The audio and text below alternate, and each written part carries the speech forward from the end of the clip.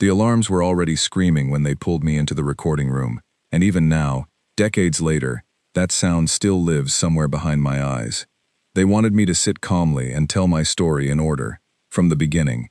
But there is no calm place to start when you are talking about the day everything I believed about war stopped being true. My name is Varric Thune, and I served the Caloran Compact for 30 cycles before I ever heard the word human spoken aloud. Back then, the word meant nothing. It was a label on a survey report, attached to a small, slow-growing colony on the edge of charted space. Nobody feared it. Nobody even thought about it twice. We had fought a dozen species before, and every single one of them had taught us the same lesson, that war was a conversation conducted with weapons, a conversation that always ended in surrender once the math became clear enough.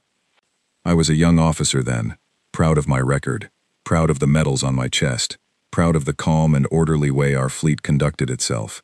We believed in rules. We believed that any reasonable species, once shown overwhelming force, would lay down its arms and accept terms. It had always worked. Every species we had ever met understood the simple truth that survival mattered more than pride. When the border dispute began with the human colony, the Compact treated it as a formality.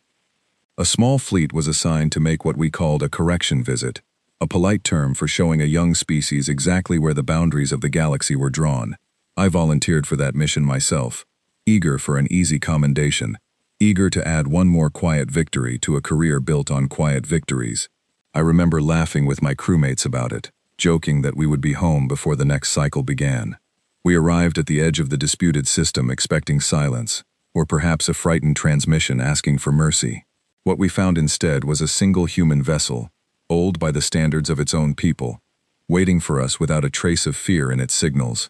Our sensors told us it was hopelessly outmatched, 10 of our ships to their 1. Every officer on my bridge expected a swift and clean resolution. I remember the voice that came through our comms first. It belonged to a man who called himself Daniel Hart, the commanding officer of that lone ship. His voice was steady, almost gentle, and he asked us, with what sounded like genuine curiosity, whether we understood what we were starting. We laughed at the question. We told him to power down his weapons and prepare to be boarded. He did not power down his weapons. What happened next is the reason I still wake some nights with my heart's pounding. That single ship did not retreat, and it did not fight the way our doctrine said a cornered enemy should fight. It did not try to preserve itself. It moved as though preservation had never been part of its plan at all. It absorbed our opening strikes without breaking formation, pushed forward instead of pulling back, and turned what should have been a clean, distant engagement into something close and desperate and impossible to predict. I lost contact with 3 of my closest companions in the span of a few breaths. Our formation, built on decades of proven tactics, came apart because nothing in our training accounted for an enemy who treated the cost of victory as something the enemy itself was willing to pay in full. The human ship did not aim to win efficiently. It aimed to make certain that whatever we gained, we would remember the price of it for the rest of our lives. When the engagement ended, our fleet had technically won. The human vessel was gone. But I stood on my bridge afterward, surrounded by static-filled screens and the names of soldiers who would not be coming home. And I understood for the first time in my career that I had not won anything at all. I had simply survived something I did not yet have words for. We sent our reports back to Compact Command, and I remember how strange it felt to write them. I tried to describe what had happened in the calm, structured language we always used for combat summaries, the kind of language built for ordinary wars between ordinary species. The words refused to fit.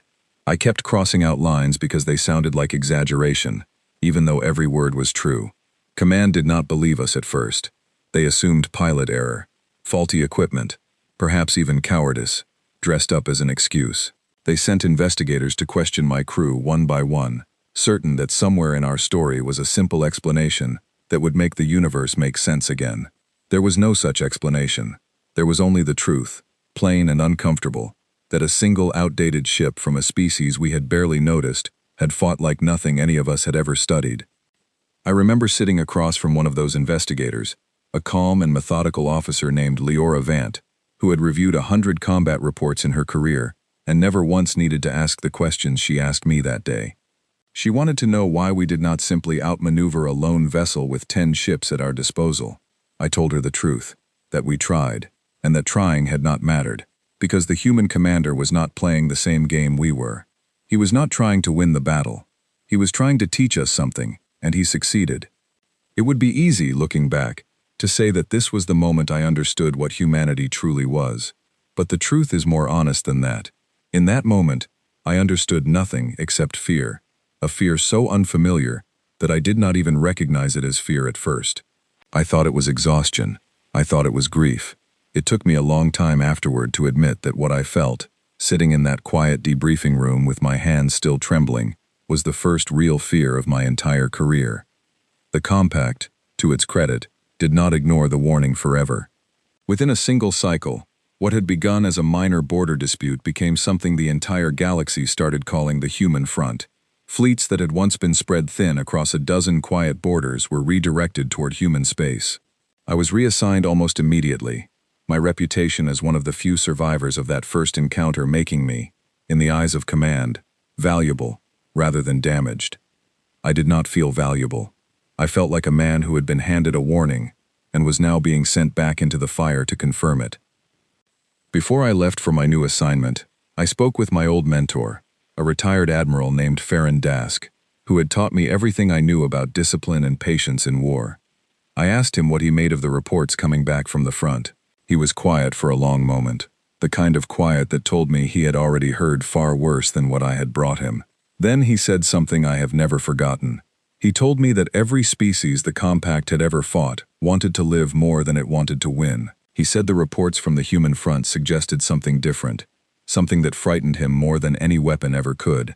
He said it sounded as though humans wanted to win more than they wanted to live, and that there was no doctrine in existence built to defeat a will like that.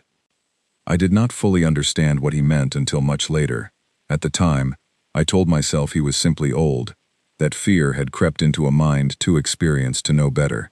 I left for my new post believing, foolishly, that the first battle had been an anomaly, a single brilliant commander who had gotten lucky against an unprepared fleet. I told myself the next encounter would be different, that we would adapt, that the Compact's vast experience would eventually overwhelm a species with so little history of war behind it. I was not wrong about everything. We did adapt. We studied every fragment of data from that first battle, rewrote our tactical manuals, trained new pilots to expect the unexpected. What I was wrong about was the assumption that adapting would be enough, because the deeper truth, the one that would take years and countless losses to fully understand, was that humanity was not simply a clever enemy with unusual tactics. It was something the galaxy had never truly faced before, a species that treated the line between victory and survival as something other species had never dared to question. As I traveled toward my new posting, passing through systems that had once felt safe and familiar, I found myself replaying that first transmission, over and over in my mind. The voice of Daniel Hart, calm and almost kind, asking us whether we understood what we were starting. At the time, I had dismissed it as a simple bluff, the kind of thing any desperate commander might say to buy time. Now I was no longer so certain. Now I wondered if he had been telling us the truth the entire time, offering us one last chance to turn back before we learned, the way every species eventually learned, exactly what kind of fight we had chosen. I did not know it then, but that single conversation, lasting less than a minute, would mark the last time I ever felt fully certain about anything regarding the war that followed. Everything after that point was uncertainty, layered upon uncertainty, each battle peeling back another assumption I had carried since the first day I put on a uniform. When I finally arrived at my new post, a staging station near the edge of contested space, I found a fleet far larger than the one I had left behind, gathered from a dozen different worlds, united by a single shared unease that none of us spoke about directly. We exchanged stories quietly, in corners and mess halls, the way soldiers do when official channels refuse to acknowledge what everyone already knows. Every story was different in its details, but every story carried the same thread running through it, a description of an enemy that did not behave the way enemies were supposed to behave. I remember standing at the viewport of that station, looking out at the stars that separated us from human space, and feeling, for the first time in my long career, that I was no longer the experienced veteran, reassuring younger soldiers. I was simply another frightened officer staring into the dark, wondering what exactly waited for us on the other side, and whether anything we had learned so far would be enough to survive what was coming next. It would not be. Not for a long time. But standing there that night, I did not yet know how much further the war still had to fall before any of us understood what we were truly facing, and what it would eventually cost every one of us to learn it. The staging station where I was posted sat at the edge of a system called Velmara, a quiet cluster of moons that had belonged to a small mining consortium before the war absorbed it into something far larger than trade routes and ore shipments. Within a single cycle, Velmara became the anchor point of what every officer in the compact had started calling the human front, a long and uneven boundary where our space and human space pressed against each other like two plates of rock grinding slowly toward a fracture. I was given command of a defense wing stationed near a fortified world called Doran's Reach, a planet with no strategic value beyond its position, a single stepping stone between human colonies and the deeper territories of the compact. Command believed Doran's Reach could be held indefinitely. We had layered defenses, orbital platforms, ground batteries, and enough soldiers to make any rational attacker reconsider the cost of an assault. Every briefing I attended in those early days repeated the same comforting assumption, that no enemy in their right mind would throw soldiers against fortifications built to grind an invasion into dust. I met the officer who would become my closest companion during that posting, within my first week at Doran's Reach. Her name was Sira Belmoth, a tactical officer transferred from a quieter sector, sharp-minded and quick to laugh despite the weight everyone around her was carrying. We spent long hours together reviewing intelligence reports, most of which contradicted each other so completely that they were nearly useless. Some reports described human forces as disciplined and methodical. Others described them as reckless beyond reason. Sira used to joke that the only thing every report agreed on was that nobody who fought humans walked away with simple answers. The first sign that Doran's Reach would not be the quiet posting command had promised came 3 months into my assignment, when long-range sensors detected a human fleet approaching from beyond the edge of our scanning range. The numbers alone should not have worried us. Our analysts counted perhaps half the ships we had stationed in orbit, supported by ground forces that intelligence estimated at a fraction of our own garrison. By every traditional measure, an assault on Doran's Reach made no logical sense for an attacking force so badly outnumbered. I remember standing in the command center with Sira beside me, watching the approach vectors update in real time, and feeling a strange, creeping unease that I could not yet justify with numbers. She must have felt it too, because she said something quietly that I have never forgotten. She said that an enemy who attacks when the numbers say they shouldn't is either foolish or certain of something we don't yet understand. I told her I hoped it was the first. It was not the first. The human fleet arrived 3 days later, and what followed was unlike any siege described in any manual I had studied throughout my entire career. They did not attempt to overwhelm our orbital defenses through brute force, the way our doctrine assumed any attacker would. Instead, they targeted our supply and communication networks with a precision that suggested weeks, perhaps months, of careful preparation. Within the first day, half of our long-range communication relays had gone silent, leaving Doran's Reach isolated from the rest of the compact's forces in the sector.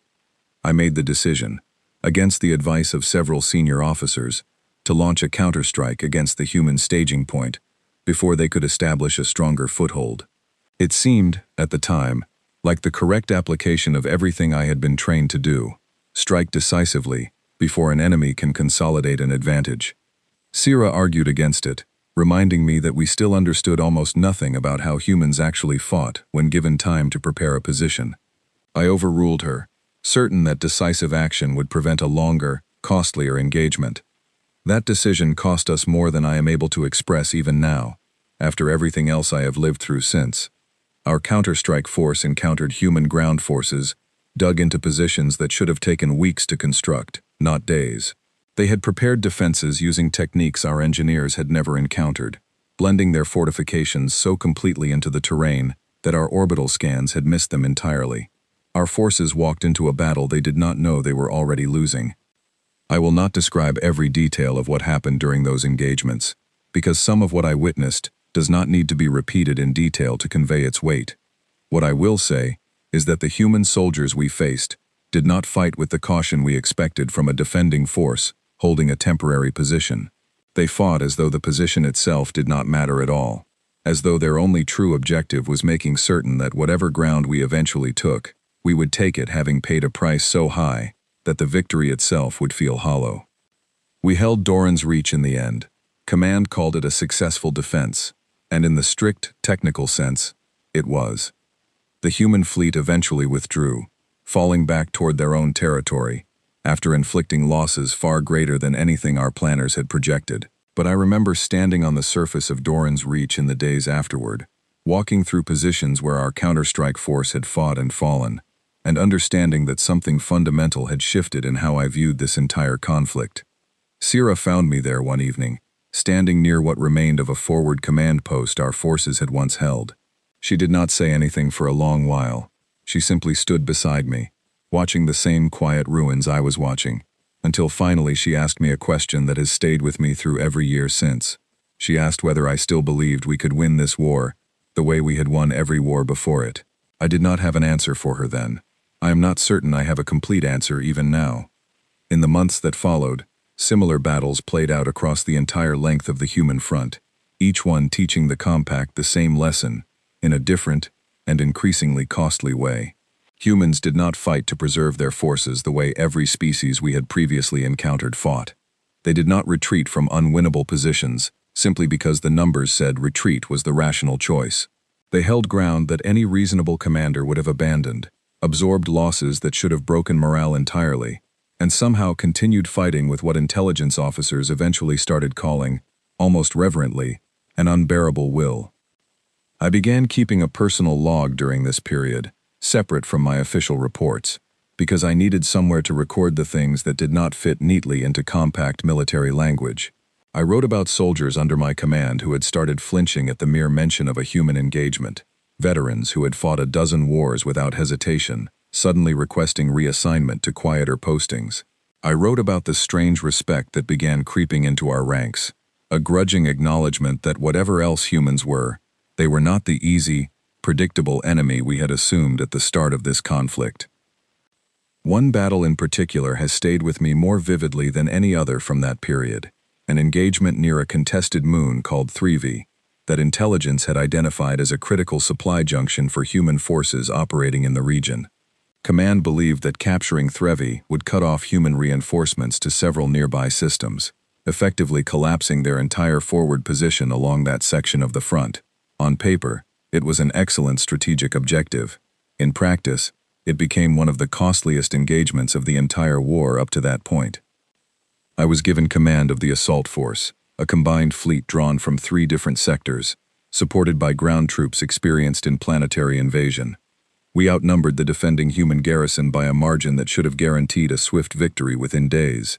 Our analysts projected minimal losses and a clean strategic win. I remember reading that projection and allowing myself, for the first time in months, to feel something close to confidence. The assault began as planned. Our orbital forces secured control of the space above Threvy within the first hours, destroying or scattering the limited human fleet stationed there. Ground forces began their descent, expecting to face a garrison already weakened by the loss of orbital support. What we found instead was a defending force that had clearly anticipated exactly this scenario and had prepared for it with a thoroughness that unsettled even our most experienced commanders. The human garrison at Threvy did not attempt to hold the entire moon. Instead, they consolidated into a network of fortified positions, connected by tunnels and underground passages that our scans had completely failed to detect before the invasion began.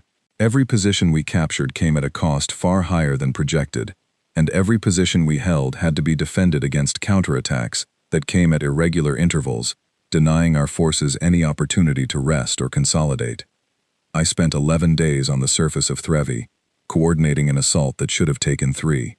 During that time, I came to understand something about human soldiers that no intelligence report had adequately conveyed. They fought with a kind of dark humor that our own forces found deeply unsettling, soldiers joking quietly among themselves even in the middle of engagements that any reasonable analysis would have called desperate. We intercepted communications between human units that contained jokes, songs, even casual conversations about matters entirely unrelated to the battle unfolding around them, conducted in the same breath as urgent tactical commands. Sira, who had been reassigned to my command staff by that point, remarked during one particularly difficult night that the human soldiers seemed to treat fear itself as something to be mocked rather than obeyed. I did not understand what she meant at the time. I understand it now, though understanding it has not made it any less unsettling. We eventually secured Threvy, but the cost was staggering.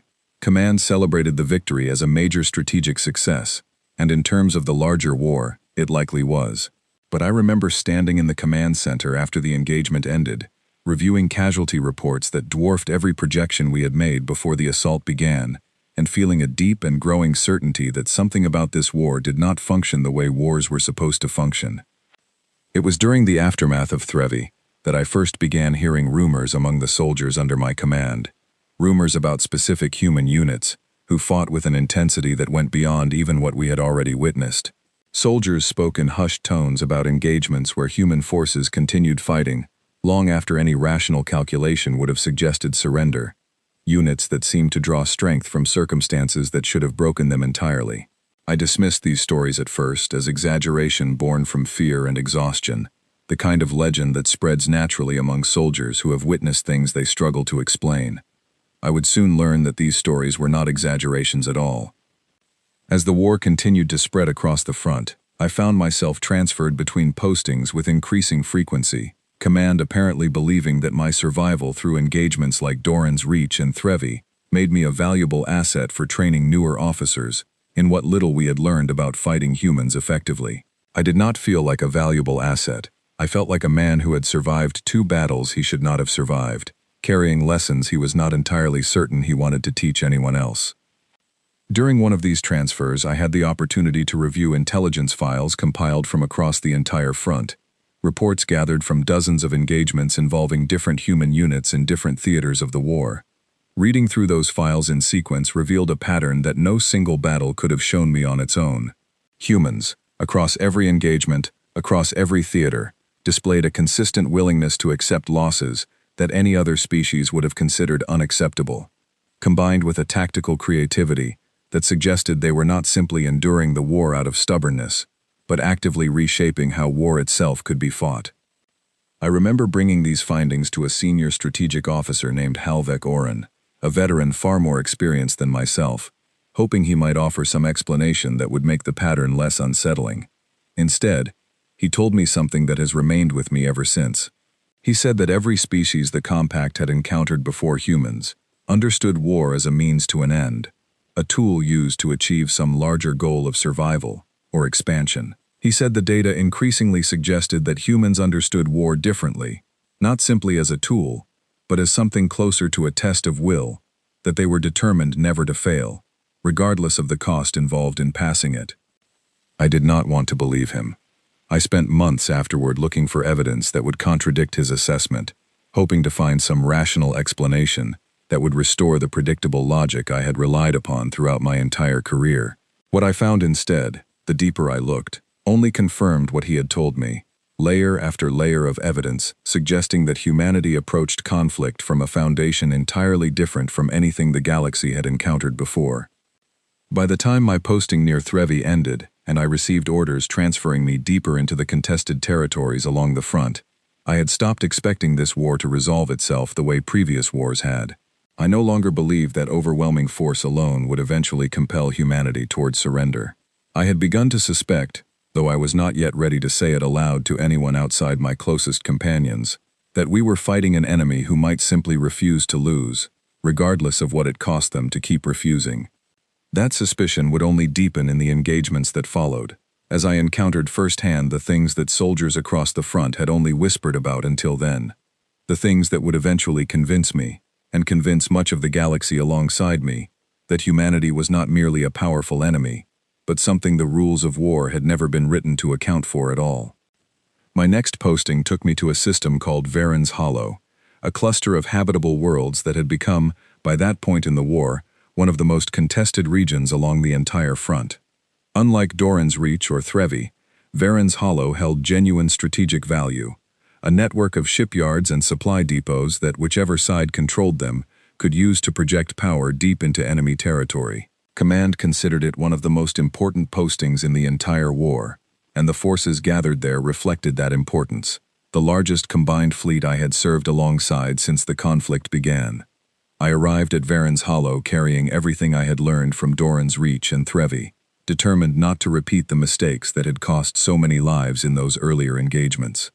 I requested, and was granted, a position on the strategic planning staff, rather than direct field command, believing that my experience might be more valuable shaping overall strategy than leading another assault that could end the way Threvy had ended. Sira transferred alongside me once again, her own reputation as a tactical analyst having grown considerably since our time together at Doran's Reach. The commanding officer at Varen's Hollow was a respected admiral named Corvin Thiel, a methodical strategist who had built his entire career on patience and careful calculation. He welcomed our experience with the kind of seriousness that had become increasingly rare among officers who had not yet faced humanity directly. He told us, during our first briefing together, that he intended to win the coming engagement not through overwhelming force, but through superior planning, a strategy built on the lessons that soldiers like myself had paid so dearly to learn. For a time, his approach seemed to work. The opening months at Varen's Hollow proceeded with a caution and precision that felt almost unfamiliar after the chaos of Threvy. Admiral Thiel refused to commit forces to engagements without thorough preparation, refused to underestimate human capabilities the way so many earlier commanders had, and built a defensive network around the system that incorporated everything we had learned about human tactics from the engagements before it. Sira and I spent long hours reviewing every intercepted communication, every fragment of intelligence, searching for patterns that might give us an advantage going forward. It was during this period that I first encountered direct evidence of the things that had previously reached me, only as rumor, stories about human soldiers who fought with an intensity that seemed to defy every principle of self-preservation. Our intelligence officers had begun compiling detailed profiles on specific human military units, tracking their movements and engagement patterns across multiple battles. One particular unit, designated in our reports simply as the formation under a commander named Edward Lang, had developed a reputation among our forces that bordered on something close to legend. The reports describing Lang's formation were unlike anything else in our intelligence files.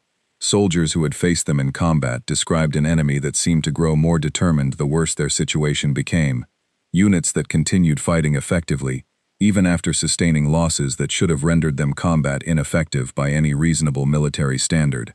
One report described an engagement where Lang's forces, reduced to a fraction of their original strength and cut off from resupply, had not only held their position, but had managed to inflict losses on the attacking force, significant enough to force a complete withdrawal. I remember discussing these reports with Admiral Thiel late one evening, both of us trying to make sense of patterns that resisted every conventional explanation we attempted to apply. He suggested, somewhat reluctantly, that perhaps these reports were simply exaggerated, the natural result of frightened soldiers overestimating an enemy that had frightened them badly. I wanted to believe him. I had wanted to believe similar explanations many times before, and each time, the evidence had eventually proven those comfortable explanations wrong.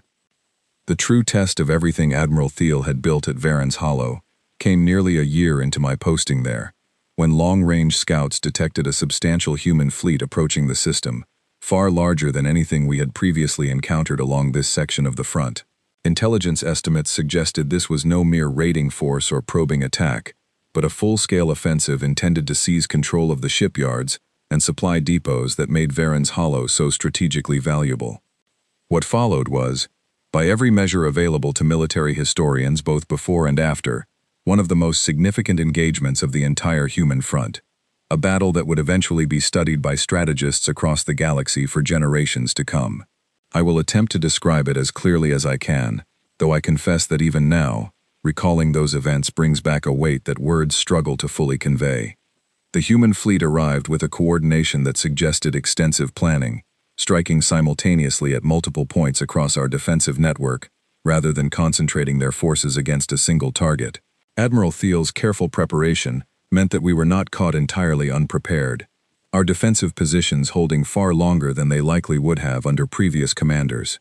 But even with every advantage of preparation and superior numbers, the engagement quickly revealed something that none of our planning had fully accounted for. The human forces did not fight to capture territory in the way our own doctrine understood territorial conquest. They fought, instead, to make every position we held cost us more than we could sustainably afford to pay. Engagements that should have ended within hours stretched into days, as human units continued fighting from positions that any rational military assessment would have considered untenable. I watched, from the Strategic Command Center, alongside Admiral Thiel, as formation after formation of human ground forces refused to retreat, even when surrounded, even when resupply had become impossible, even when every available calculation suggested that continued resistance served no strategic purpose whatsoever. It was during the third day of that engagement that I first directly witnessed the formation commanded by Edward Lang, the unit whose reputation had reached us through intelligence reports months earlier. They had been deployed to defend a critical junction point connecting two of our supply lines, a position that Admiral Thiel had identified as essential to maintaining our overall defensive structure. By every projection our analysts had prepared, that position should have fallen within hours of sustained assault.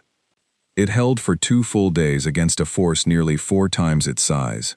I reviewed the recordings of that engagement many times in the years that followed, trying to understand exactly what allowed such a small force to hold against such overwhelming numbers for so long. What I found, beyond the obvious tactical skill and the defensive advantages of their position, was something harder to quantify, something that Sira eventually described, during one of our late-night discussions in the command center, as a kind of collective refusal among the human soldiers to accept that their position was lost. They fought as though defeat itself was simply not an available outcome in their understanding of the engagement, regardless of what the numbers on either side actually suggested. When that junction point finally fell, it was not because Lang's formation had broken. Intelligence later determined that the position had been deliberately abandoned only after every objective the human command had assigned to it had been achieved, the delay having allowed reinforcements to arrive at other critical points across the system. What we had assumed was simply stubborn resistance had, in fact, been a calculated sacrifice. Soldiers who understood precisely what their continued resistance would cost them, and chose to pay that cost willingly in service of a larger strategic purpose. I remember Admiral Thiel standing before the strategic display late that night, studying the updated battle map with an expression I had not seen on him before, something between professional respect and a quiet, personal dread. He turned to me and asked a question that echoed something Sira had asked me back at Doran's Reach, nearly a year earlier. He asked whether I believed any amount of superior planning could truly overcome an enemy willing to accept losses like the ones we had just witnessed. I did not have a confident answer for him then, and I am not certain I have found one even now. The battle for Varen's Hollow ultimately ended in what military historians later classified as a strategic stalemate, neither side achieving the decisive victory their initial objectives had called for. The human fleet withdrew after nearly 3 weeks of continuous engagement, having failed to fully capture the shipyards they had targeted, but leaving behind a defensive network so thoroughly tested and depleted that the compact's forces required months of reinforcement before the system could be considered secure again. In the aftermath, as we began the long process of accounting for losses and rebuilding our defensive capabilities, I had the opportunity to review captured records and communications recovered from human forces during the engagement. Among them was a series of personal messages exchanged between soldiers in Lang's formation during the height of the siege, messages that intelligence had intercepted, but had not yet fully analyzed by the time I requested access to them. What I found in those messages unsettled me more than anything I had witnessed during the actual fighting. The soldiers writing them did not speak of fear, or at least did not speak of it in the way our own forces would have expressed it. They spoke instead with a kind of dark, steady humor about their circumstances, making jokes about their dwindling supplies, sharing memories of home, even composing short, informal songs that other soldiers in the formation apparently sang together during brief pauses in the fighting. One message, written by a soldier identified only by the name Henry Cole, described their situation in terms that I have never fully been able to reconcile with everything I understood about military psychology before encountering humanity. He wrote that as long as the position held, nothing else mattered, and that whatever came afterward could be dealt with afterward. I brought these messages to Sira, hoping she might help me understand what I was reading. She read through them carefully, in silence, for a long while before finally speaking. She told me that what we were witnessing was not simply unusual courage, the kind that any species might occasionally display under pressure. She believed, based on the consistency of these attitudes across dozens of different human units, in dozens of different engagements, that we were witnessing something closer to a defining trait of the species itself, a cultural relationship with conflict and sacrifice, that none of our previous experience with other species had prepared us to understand. It was around this same period that the compact began circulating, through official and unofficial channels alike, the first detailed psychological assessments of human prisoners of war. These assessments would eventually reshape how the entire galaxy understood the conflict we were fighting, revealing patterns of behavior among captured humans that confounded even our most experienced interrogators and psychologists. I would encounter these assessments directly during my next posting, an experience that would prove, in many ways, even more unsettling than anything I had witnessed on the battlefields of Doran's Reach, Threvy, or Varen's Hollow. But before that next chapter of my service began, I took a brief period of leave, the first true rest I had been granted since the war began. I spent it on a quiet world far from any front line, trying to process everything I had witnessed over the preceding years. I remember sitting alone one evening, looking up at unfamiliar stars, and thinking about something Admiral Thiel had said to me before I departed Varen's Hollow. He told me that the Compact had spent generations learning how to win wars against enemies who valued survival above all else. He said our entire military philosophy was built upon that single, foundational assumption. And he said, with a weariness in his voice that I had never heard from him before, that nothing in our doctrine had prepared any of us for an enemy who seemed willing, again and again, to set survival aside entirely in pursuit of something else, something we had not yet found adequate words to describe. I did not know it then, but my leave would be brief, and the chapter of the war waiting for me upon my return would force me to confront that very question more directly than I ever had before, as I was assigned to a facility responsible for processing and studying captured human soldiers, where I would come to understand, in ways no battlefield could have taught me, exactly what made humanity such an unsettling and unprecedented presence in a galaxy that had never before faced an enemy quite like it. The facility was located on a quiet moon called Persa, far enough from the front lines that it had never experienced direct combat, chosen specifically for its isolation and security. My assignment there came as something of a surprise, since I had spent my entire career in combat roles rather than intelligence work, but Admiral Thiel had personally recommended me for the posting, believing that my first-hand experience fighting humans would prove valuable in interpreting the behavior of those we had managed to capture. I arrived at Persa expecting something resembling the quiet, controlled environment one might imagine for such a facility. What I found instead was a place filled with a tension I had not anticipated, staffed by interrogators and psychologists who, despite working far from any battlefield, carried the same weary unease I had seen in soldiers returning from the front. I would soon understand why. My first meeting with the facility's lead psychologist, a thoughtful and careful researcher named Grace Whitfield, set the tone for everything that followed. She had been studying human prisoners since the earliest days of the war, and had compiled what was, by that point, the most extensive psychological record of human behavior under captivity that existed anywhere in compact space. She welcomed me with a kind of cautious warmth, the manner of someone who had grown accustomed to delivering unsettling information to newcomers who were not yet prepared to hear it. She began by walking me through the facility's general population, a section housing several dozen captured human soldiers from various engagements across the front. I expected to find prisoners broken by captivity, the way most species responded to defeat and confinement, withdrawn, fearful, eager to cooperate in exchange for better treatment. What I found instead unsettled me immediately. Prisoners who greeted our presence with calm curiosity, rather than fear, some of them even attempting to engage our guards in casual conversation, as though captivity were simply an inconvenient circumstance, rather than a defeat to be mourned. Grace explained that this pattern had held remarkably consistent across nearly every human prisoner the facility had processed. Unlike soldiers from other species, who typically displayed predictable patterns of distress and eventual compliance under standard interrogation methods, human prisoners seemed to approach captivity with what she described as an almost stubborn refusal to internalize defeat. They would answer questions evasively, often with humor, that our interrogators found genuinely difficult to interpret, treating even serious interrogation sessions as opportunities for conversation rather than confrontation. One case in particular, which Grace shared with me during my first week at the facility, illustrated this pattern more vividly than any report could have conveyed on its own. A captured soldier named Oliver Marsh had been held at the facility for nearly 8 months by the time I arrived, longer than almost any other prisoner in the facility's history. Standard psychological assessment predicted that prolonged captivity should have produced significant distress, yet Grace's records showed the opposite. Marsh had, over the course of his captivity, formed something resembling genuine rapport with several of the facility's staff, including guards who had initially approached him with the same caution reserved for any dangerous captive. I requested permission to observe one of Marsh's regular sessions with Grace, curious to understand firsthand what she had been describing in her reports.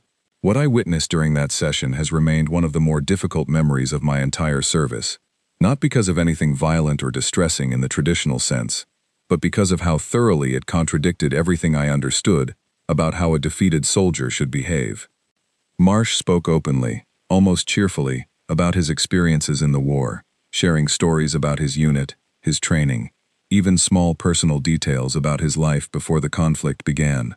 He answered Grace's more sensitive questions with a kind of practiced deflection that suggested genuine skill rather than simple stubbornness, redirecting conversations away from anything militarily useful while still maintaining an atmosphere of apparent openness. At one point during the session, he made a joke about his own captivity that caused one of the guards stationed near the door to laugh before catching himself, clearly unsettled by his own reaction. After the session ended, I asked Grace how she made sense of behavior like this.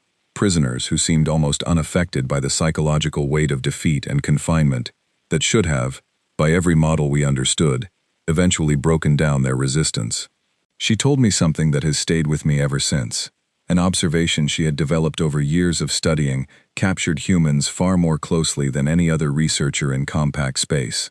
She believed that humans approach defeat and captivity through a psychological framework fundamentally different from anything we had previously encountered, where most species, our own included, measured personal worth and morale heavily against immediate circumstances, success or failure in the moment, victory or defeat in a given engagement.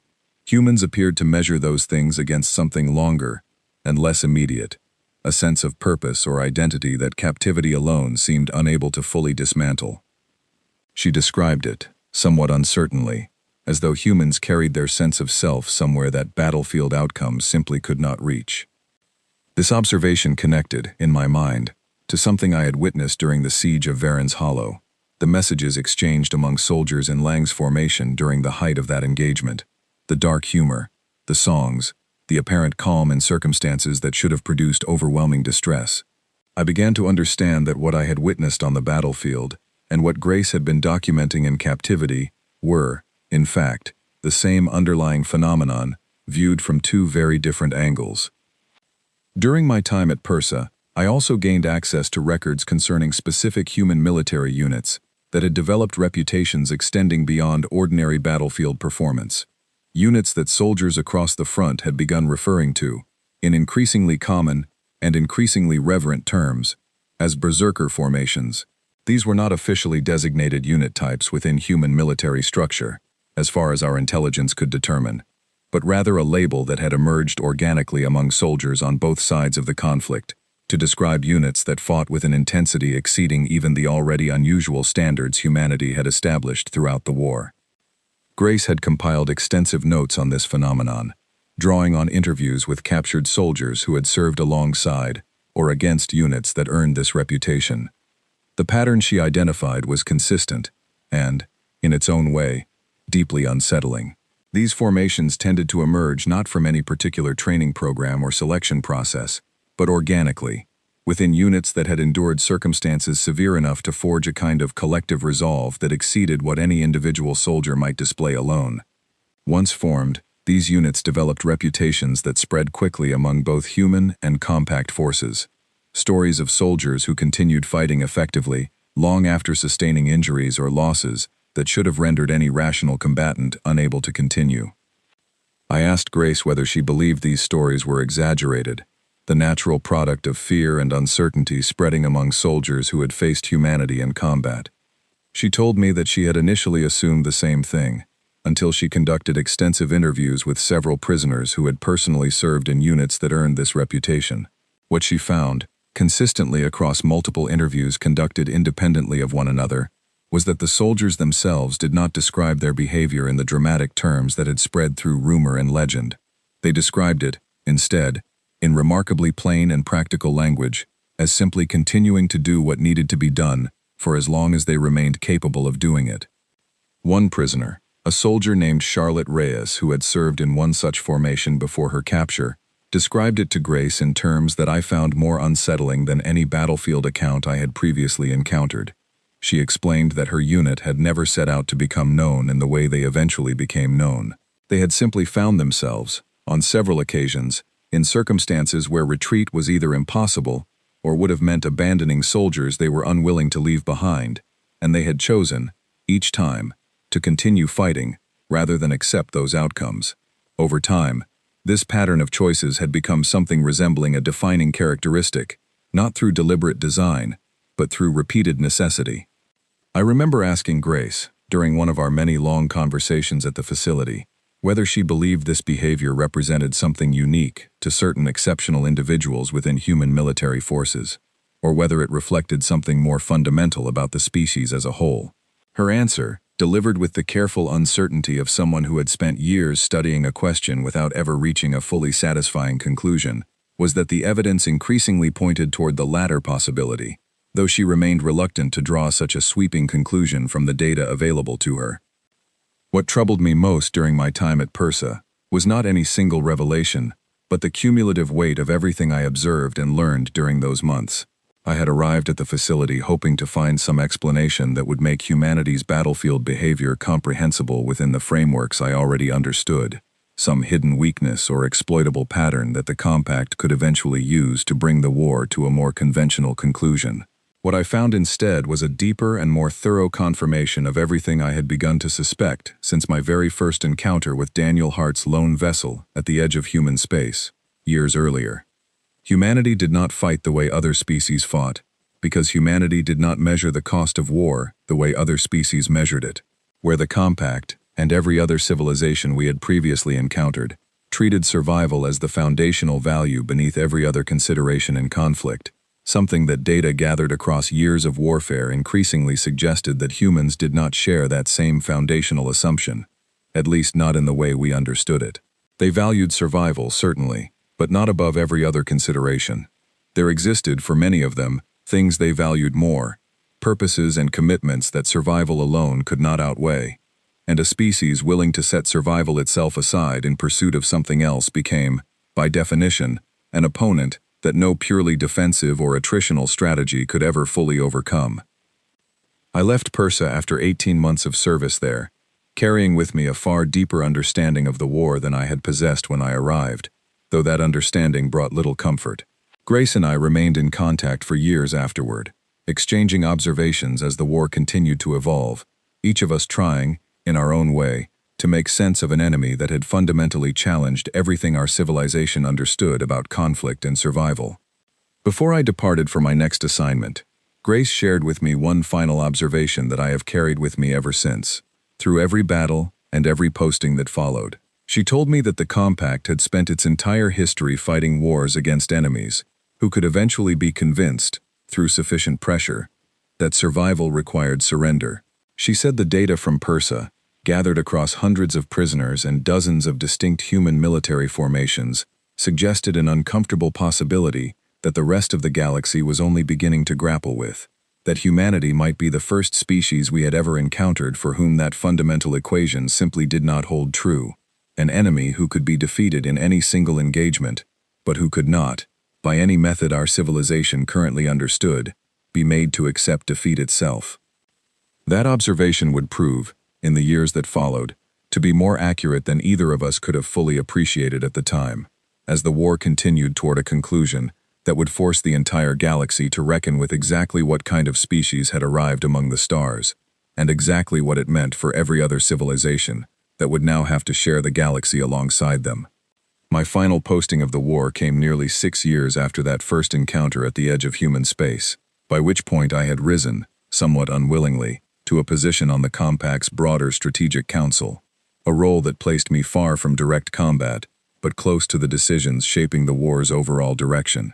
I accepted the position with a heavy sense of obligation, rather than ambition, believing that my first-hand experience, gathered across years of fighting and studying humanity directly, might help guide decisions that could finally bring the conflict towards some kind of resolution. By that point, the war had settled into a pattern that historians would later describe as a prolonged and costly equilibrium, neither side able to achieve the decisive victory that either had originally believed possible. The Compact had adapted significantly since those early, overconfident days. Our tactics and strategies reshaped almost entirely around the painful lessons learned at places like Doran's Reach, Threvy, and Varen's Hollow. Humanity, for their part, had continued fighting with the same unsettling determination that had characterized their conduct from the very first engagement, neither growing more cautious as losses mounted, nor showing any sign of the psychological exhaustion that similar losses would have produced in almost any other species we had ever encountered. It was during a Strategic Council session, held nearly 7 years into the conflict, that I first heard serious discussion of what would eventually become the framework for ending the war. Not through the decisive military victory that early planners had once imagined, but through a negotiated peace built on mutual recognition rather than conquest.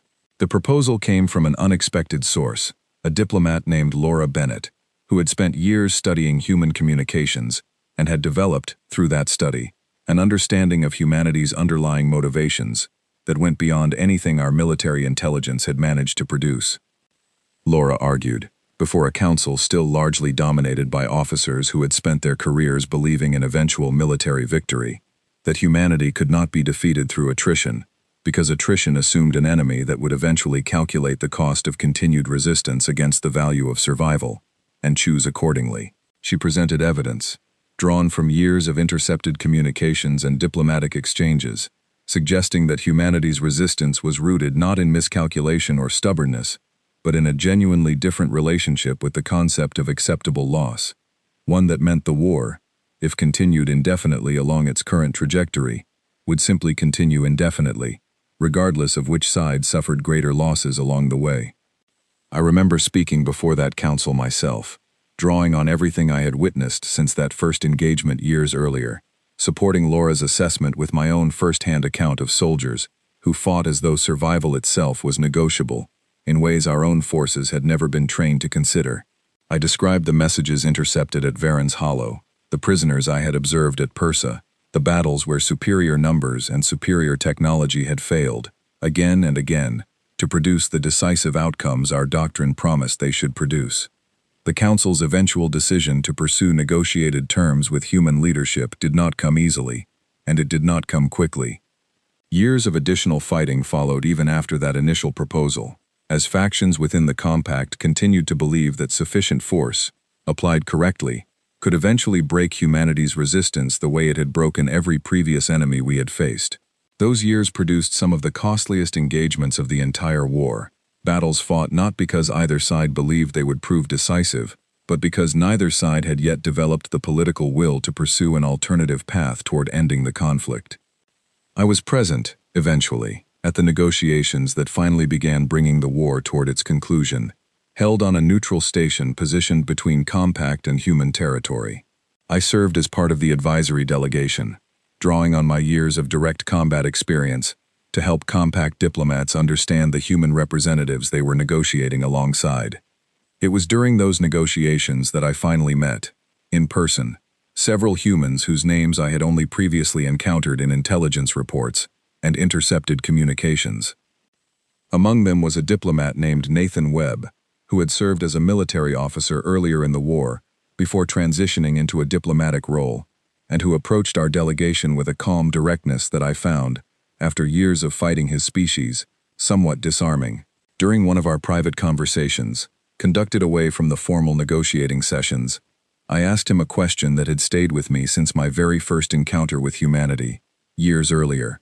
I asked him why his species fought the way they did, Why survival itself seemed so often negotiable against other considerations that, from our perspective, should have mattered less. He considered the question carefully before answering, and his response has remained with me, in the years since, as the closest thing I have ever received to a true explanation for everything I witnessed throughout the war. He told me that humanity had spent its own long history fighting wars against itself, conflicts that had taught them, repeatedly and painfully, that some things mattered more than simple survival, that a life preserved at the cost of everything, that gave that life meaning, was not necessarily a life worth preserving, in the way our own species understood the calculation. He said this lesson, learned across generations of human history long before they ever encountered the wider galaxy, had simply carried forward into how they approached conflict with civilizations beyond their own world. I did not fully understand his answer at the time, and I am not certain I fully understand it even now, after everything I have lived through since. But I have come to believe that it contains, at its core, the truth that the entire galaxy eventually had to reckon with regarding humanity, a species that did not measure the cost of conflict the way the rest of us measured it, and that could not, therefore, be brought to surrender through methods that had worked reliably against every other civilization we had previously encountered. The peace that eventually emerged from those negotiations was not the decisive victory either side had originally imagined at the start of the war, nor was it a simple cessation of hostilities. It was something closer to a genuine recognition, on both sides, that the conflict could not continue indefinitely, without costs that neither civilization could ultimately sustain, combined with a grudging mutual respect that had been forged, slowly and painfully, across years of engagements that had taught each side something fundamental about the other. I retired from active service shortly after the formal peace agreements were signed, having spent nearly a decade of my life fighting and studying a species that had, in the end, reshaped my entire understanding of what war could mean. I returned to civilian life carrying memories that I have spent the years since trying, imperfectly, to make sense of. Memories of soldiers who sang before battle, of prisoners who laughed in captivity, of formations that held impossible positions simply because retreat would have meant leaving someone behind. When the researchers conducting this testimony first asked me to describe my experiences fighting on the human front, I told them, as I have told you now, that there was no simple place to begin, because nothing about that war fit neatly into the categories our civilization had always used to understand conflict. I have spent this entire account trying to explain something that resists easy explanation, an enemy that fought not to win efficiently, but to make certain that losing remained, for them, simply not an option worth considering. I am an old soldier now, far removed from the battles that defined the better part of my career, and I have had many years to reflect on everything I witnessed during those long years of war. What I have come to understand, more clearly with each passing year, is that humanity did not frighten the galaxy because they were more powerful than the civilizations they fought against, though in many respects they eventually proved to be exactly that.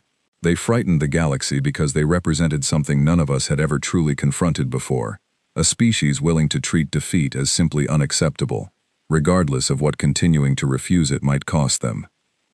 Even now, decades after the guns fell silent along what we once called the human front, I still hear, occasionally, soldiers and officers from a dozen different species speaking the words human warship with a particular tone, a mixture of caution and respect that no other phrase in our shared military vocabulary quite manages to capture. It is not simply a description of a vessel or a fleet. It has become, across the galaxy, something closer to a quiet acknowledgement of everything that name represents. A reminder that somewhere among the stars exists a species that chose, again and again, to answer the question of how much they were willing to endure, with the same simple, unsettling answer. Whatever it takes. That is the truth I have carried with me since my very first encounter with humanity, all those years ago, watching a single outdated vessel refuse every reasonable path toward surrender. It is the truth that every soldier who served on that front eventually came to understand, whether they wanted to or not, and it is the truth that I have tried, as honestly as I am able, to share with you today, so that whoever listens to this testimony in the years ahead might understand, even a little, exactly what kind of nightmare the rest of us discovered the day a human warship first arrived among the stars.